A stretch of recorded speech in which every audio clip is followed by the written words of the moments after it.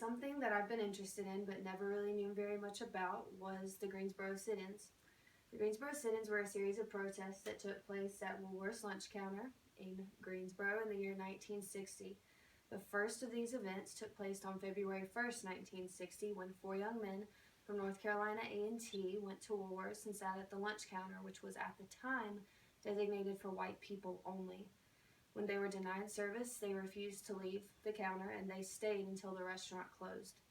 The names of these four young men were Ezell Blair Jr., Franklin McCain, Joseph McNeil, David Richmond. What they did sparked a flame across the nation. These events began to happen all over the country as people began to take a stand for their rights. My grandparents were both young teenagers living in Greensboro at the time, so I decided to talk to my grandmother to see what she remembered from the time. She was 13. She was a student at Gillespie Park Junior High School, and she remembers hearing other students just talking about it in class and walking around the halls. And to give some perspective about that time period, her 8th grade year was the first year that black and white students were actually in the same classroom at her school. Her initial reaction when she heard about this was just disbelief. This was the first time that she remembered hearing about black people beginning to take a stand for themselves.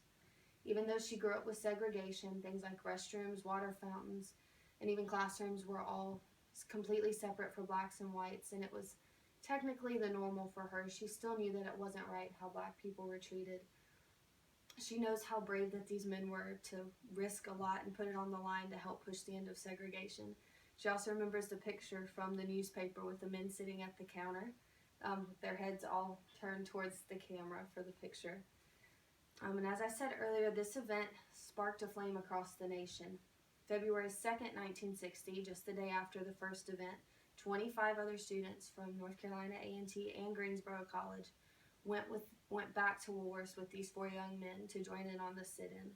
And by mid to late February, 250 cities across the United States had begun to experience all these peaceful protests. And by July 25th, the same year, Woolworth's was a completely desegregated chain. My grandma was older, probably her early 20s. She would go to Woolworth's and sit at the same counter that these men had. What these four young men did, also known as the A&T Four, or the Greensboro Four, what they had done changed Greensboro and America. And after their victory to end segregation at Woolworth's, they each continued to do things that helped others. One of them even joined the United States Air Force.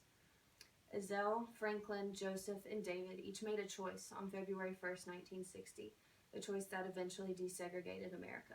Thank you.